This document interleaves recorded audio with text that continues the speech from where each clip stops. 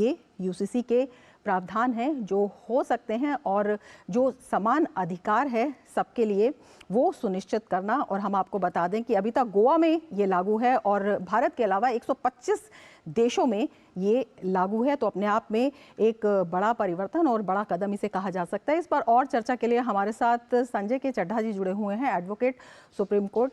संजय जी, आपका बहुत स्वागत है हमारे इस कार्यक्रम में। सबसे पहले आपसे यही जानना चाहेंगे कि यूसीसी की आवश्यकता किन वजहों से है और किस तरह से ये समान अधिकार देता है। रमा जी, बहुत बहुत धन्यवाद। 3-4 कॉन्स्टिट्यूशन के प्रोविजन बताना बहुत आवश्यक समझता हूं। आर्टिकल 44 में यह निहित है कि यूसीसी यूनिफॉर्म सिविल कोड बनाने के लिए सरकारों को प्रयत्न करने होंगे, पहली चीज। आर्टिकल 37 जो कि directive principle of state policy है, जिसको हर सरकार को फॉलो करना चाहिए, ऐसा कॉन्स्टिट्यूशन में कहा गया है। उसमें लिखा गया है कि डायरेक्टिव प्रिंसिपल्स को अपनी पॉलिसी बनाते वक्त फॉलो करना है। तो इसलिए 44 की महत्ता दिखती है। अब मैं आपको बताऊं, सुप्रीम कोर्ट ने आयोटा ऑफ जजमेंट्स, शाहबानो से लेके सरला मुदगिल, और मैं गिनती अगर शुरू करूंगा तो वो रुकेगी नहीं, कई जजमेंट्स में सिर्फ एक ही बात कही है कि एक राष्ट्र एक कानून, एक मुल्क एक कानून होना चाहिए। तो उन परिस्थितियों में देखिए, सिविल क्रिमिनल लॉ हमारा सेम है हर पक्ष के लिए। सिविल लॉ में ये थोड़ी सी तरमीम की आवश्यकता है। पहले मैं आपको ये बताना चाहता हूं कि सिविल लॉ ब्रॉडली पूरे देश के हर व्यक्ति, हर नागरिक के लिए सेम है। सिविल लॉ कैसे? वो आपको अगर कोई रिकवरी करनी है, आपको कोई पैसे किसी से लेने हैं, चाहे वो हिंदू हो मुस्लिम हो, सूट फॉर रिकवरी डालना पड़ेगा या अन्य। तो सिर्फ 3 काउंट हैं आपसे शादी से रिलेटेड, डाइवोर्स वगैरह वगैरह से रिलेटेड कानून, आपकी इनहेरिटेंस और मेंटेनेंस से रिलेटेड कानून, आपका जो अडॉप्शन से रिलेटेड कानून है। तो ये 3 कानून हैं जिनके लिए यूनिफॉर्म सिविल कोड अभी नहीं है। हर व्यक्ति अपने धर्म के आधार पे सो पर्सनल लॉज हैं। तो कुछ देखिए क्या है कि ये अब कहने का मतलब ये है कि हमारे कॉन्स्टिट्यूशन में इसका मैंडेट दिया गया है। उस मैंडेट को अचीव करते करते अभी कितना समय हो गया मुझे बताने की आवश्यकता नहीं है। गोवा पहला राज्य था और उत्तरांचल, मेरा अपना प्रदेश जहां से मैं बिलोंग करता हूं, वो दूसरा राज्य है जिसने सक्सेसफुली इस यूनिफॉर्म सिविल कोड को अडॉप्ट किया है। रमा जी, ये बहुत इंपॉर्टेंट बात है कि ये लागू होना चाहिए, मैं भी उस विचार का हूं। लेकिन एक चीज जो इसमें भी और सुप्रीम कोर्ट ने भी कही है, एसेंशियल रिलीजियस प्रैक्टिसेस अगर किसी की हैं, किसी धर्म की हैं, तो उन एसेंशियल रिलीजियस प्रैक्टिसेस को एग्जेम्प्ट किया जाएगा। अब उस हर कानून की एक्सेप्शन होती है। मतलब कहने का अच्छा, मतलब यह है कि कहना इसके साथ ही धार्मिक स्वतंत्रता का जो अधिकार है वो इसमें शामिल है। बिल्कुल सही आपने कहा रमा जी। खासतौर से माइनॉरिटीज को, जो उनके लीडर्स और उनके जो सो कॉल्ड अधिकारों की रक्षा करने वाले लोग कहते हैं कि अब धार्मिक जो मुसलमानों की खासतौर से और ईसाइयों की और बाकी लोगों के अब धर्म में हस्तक्षेप होगा, मैं बड़े स्पष्ट रूप से और पुरजोर तरीके से ये बताना चाहता हूं, उनकी किसी भी एसेंशियल प्रैक्टिस में कोई दखलंदाजी नहीं कर सकता कोई भी कानून। ये लॉ है। अब मैं आपको एक और बड़ी रोचक बात बताना चाहता हूं। तो ये डरने की कोई आवश्यकता नहीं है। रोचक बात क्या है? रोचक बात ये है कि इसका इतना ही इफेक्ट हिंदू धर्म पे भी आने वाला है। हिंदूज के भी laws, Hindu marriage act, Hindu maintenance act, inheritance act, सारे चले जाएंगे।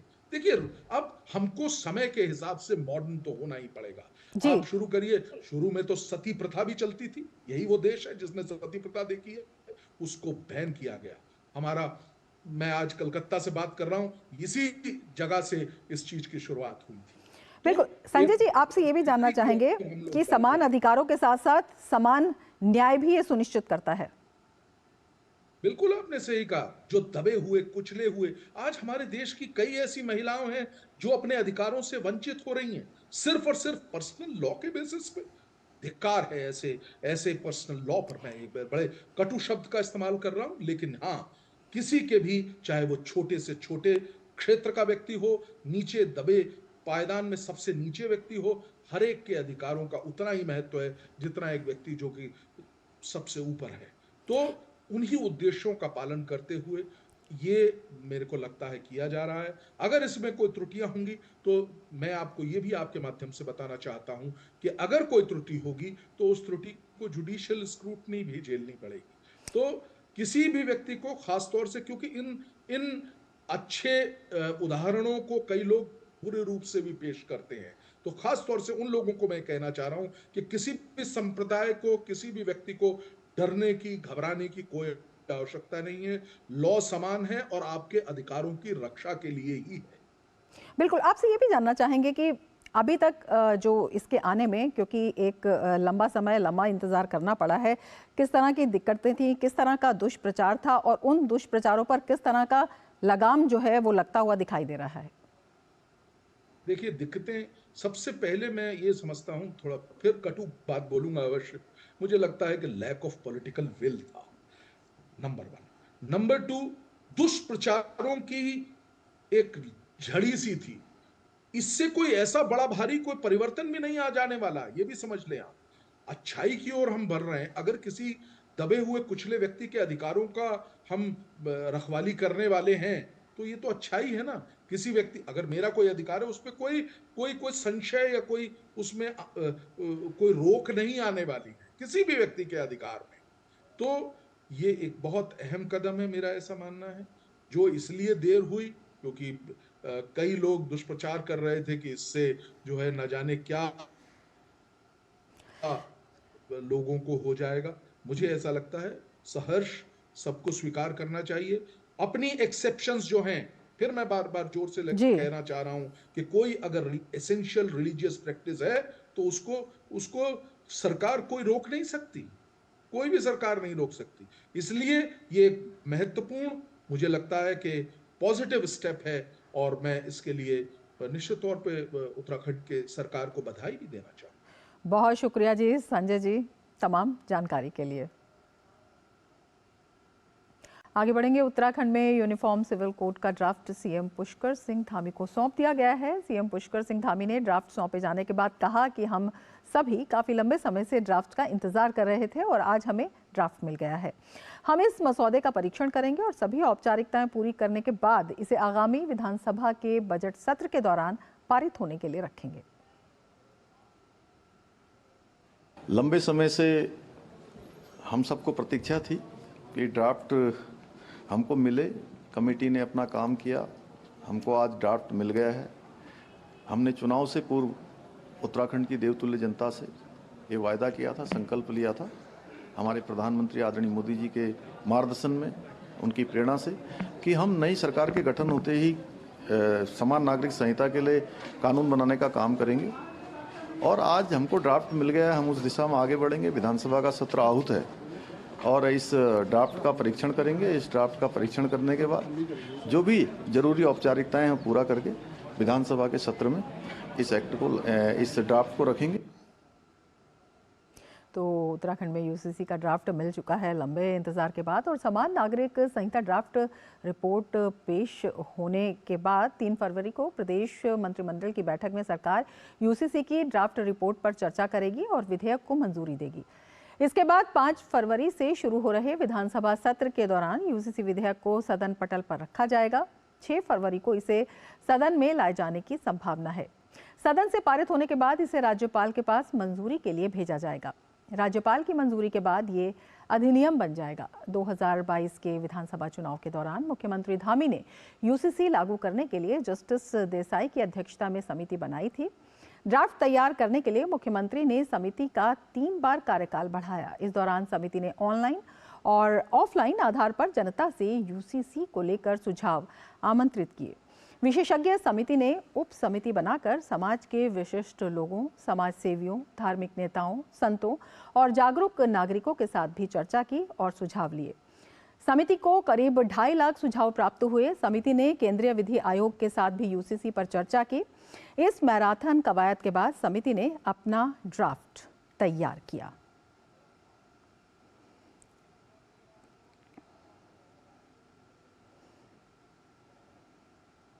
तो यूनिफॉर्म सिविल कोड का जो ड्राफ्ट है वो उत्तराखंड को मिल गया है और यूनिफॉर्म सिविल कोड की बात करते हैं तो सभी के लिए समान अधिकार की ये बात करता है, समान कानूनों की बात करता है। हम आपको बताएंगे कि समान नागरिक संहिता में कैसे होंगे यूसीसी के प्रावधान।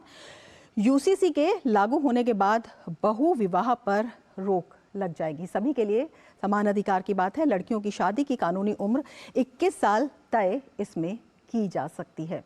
इसके साथ ही लिव इन रिलेशनशिप में रहने वालों को अपनी जानकारी देना अनिवार्य होगा। इसके साथ ही अगर हम लिव इन रिलेशनशिप में रहने वालों की बात करते हैं तो उनके लिए पुलिस में रजिस्ट्रेशन भी ज़रूरी होगा, क्योंकि किसी भी तरह की समस्या ना आए, विवाह के बाद अनिवार्य पंजीकरण की आवश्यकता हो सकती है। तो हम बता रहे हैं ये प्रावधान कैसे होंगे। प्रत्येक विवाह का संबंधित गांव कस्बे में पंजीकरण, बिना पंजीकरण के जो विवाह है वो अमान्य माना जाएगा, तो पंजीकरण इसमें अनिवार्य होगा। विवाह पंजीकरण नहीं कराने पर किसी भी सरकारी सुविधा से वंचित होना पड़ सकता है, तो कड़ाई भी इसमें होगी। जो ज़रूरी कानून है, मुस्लिम महिलाओं को भी गोद लेने का अधिकार होगा और गोद लेने की प्रक्रिया जो है वो सरल होगी। ये समान अधिकारों की हम बात कर रहे हैं, विशेषकर महिलाओं की। लड़कियों को भी लड़कों के बराबर विरासत का अधिकार मिलेगा। तो ये यूजीसी के जो प्रावधान है वो कैसे होंगे हम बता रहे हैं।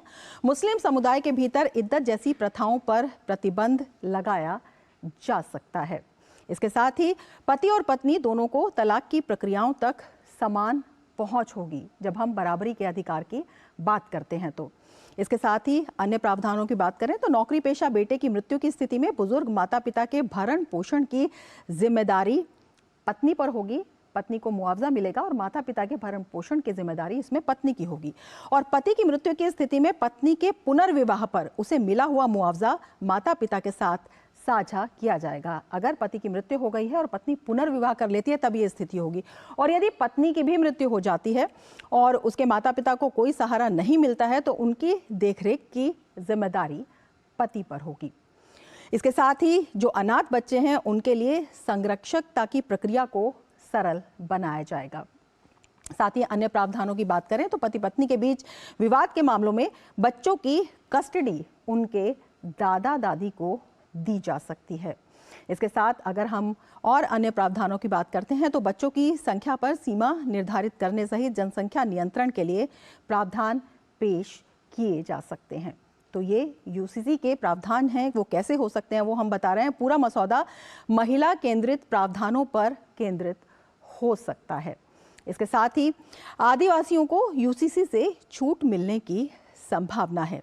तो ये यूसीसी के प्रावधान हैं जो हो सकते हैं और जो समान अधिकार है सबके लिए वो सुनिश्चित करना। और हम आपको बता दें कि अभी तक गोवा में ये लागू है और भारत के अलावा 125 देशों में ये लागू है। तो अपने आप में एक बड़ा परिवर्तन और बड़ा कदम इसे कहा जा सकता है। इस पर और चर्चा के लिए हमारे साथ संजय के चड्ढा जी जुड़े हुए हैं, advocate supreme court.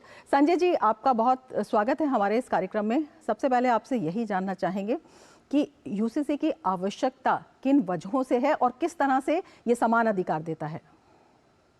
Rama ji बहुत बहुत धन्यवाद। 3-4 कॉन्स्टिट्यूशन के प्रोविजन बताना बहुत आवश्यक समझता हूं। आर्टिकल 44 में यह निहित है कि यूसीसी यूनिफॉर्म सिविल कोड बनाने के लिए सरकारों को प्रयत्न करने होंगे। पहली चीज, आर्टिकल 37 जो कि directive principle of state policy है, जिसको हर सरकार को फॉलो करना चाहिए ऐसा कॉन्स्टिट्यूशन में कहा गया है। उसमें लिखा गया है कि डायरेक्टिव प्रिंसिपल्स को अपनी पॉलिसी बनाते वक्त फॉलो करना है। तो इसलिए 44 की महत्ता दिखती है। अब मैं आपको बताऊं, सुप्रीम कोर्ट ने आयोटा ऑफ जजमेंट्स, शाहबानों से लेके सरला मुदगिल, और मैं गिनती अगर शुरू करूंगा तो वो रुकेगी नहीं, कई जजमेंट्स में सिर्फ एक ही बात कही है कि एक राष्ट्र एक कानून, एक मुल्क एक कानून होना चाहिए। तो उन परिस्थितियों में देखिए, सिविल क्रिमिनल लॉ हमारा सेम है हर पक्ष के लिए। सिविल लॉ में ये थोड़ी सी तरमीम की आवश्यकता है। पहले मैं आपको ये बताना चाहता हूं कि सिविल लॉ ब्रॉडली पूरे देश के हर व्यक्ति, हर नागरिक के लिए सेम है। सिविल लॉ कैसे, वो आपको अगर कोई रिकवरी करनी है, आपको कोई पैसे किसी से लेने हैं, चाहे वो हिंदू हो मुस्लिम हो, सूट फॉर रिकवरी डालना पड़ेगा या अन्य, तो सिर्फ 3 काउंट हैं। आपसे शादी से रिलेटेड, डाइवोर्स वगैरह वगैरह से रिलेटेड कानून, आपकी इनहेरिटेंस और मेंटेनेंस से रिलेटेड कानून, आपका जो अडॉप्शन से रिलेटेड कानून है। तो ये 3 कानून हैं जिनके लिए यूनिफॉर्म सिविल कोड अभी नहीं है। हर व्यक्ति अपने धर्म के आधार पे पर्सनल लॉज हैं। तो कुछ देखिए क्या है कि ये अब कहने का मतलब ये है कि हमारे कॉन्स्टिट्यूशन में इसका मैंडेट दिया गया है। उस मैंडेट को अचीव करते करते अभी कितना समय हो गया मुझे बताने की आवश्यकता नहीं है।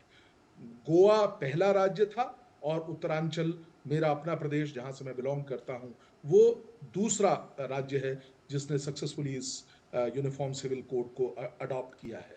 रमा जी, ये बहुत इंपॉर्टेंट बात है कि ये लागू होना चाहिए, मैं भी उस विचार का हूं। लेकिन एक चीज जो इसमें भी और सुप्रीम कोर्ट ने भी कही है, एसेंशियल रिलीजियस प्रैक्टिसेस अगर किसी की हैं, किसी धर्म की हैं, तो उन एसेंशियल रिलीजियस प्रैक्टिसेस को एग्जेम्प्ट किया जाएगा। अब उस हर कानून की एक्सेप्शन होती है। मतलब कहने का मतलब यह है कि इसके साथ ही धार्मिक स्वतंत्रता का जो अधिकार है वो इसमें शामिल है। बिल्कुल सही आपने कहा रमा जी। खासतौर से माइनॉरिटीज को, जो उनके लीडर्स और उनके जो सो कॉल्ड अधिकारों की रक्षा करने वाले लोग कहते हैं कि अब धार्मिक जो मुसलमानों की खासतौर से और ईसाइयों की और बाकी लोगों के अब धर्म में हस्तक्षेप होगा, मैं बड़े स्पष्ट रूप से और पुरजोर तरीके से ये बताना चाहता हूं, उनकी किसी भी एसेंशियल प्रैक्टिस में कोई दखलंदाजी नहीं कर सकता कोई भी कानून। ये लॉ है।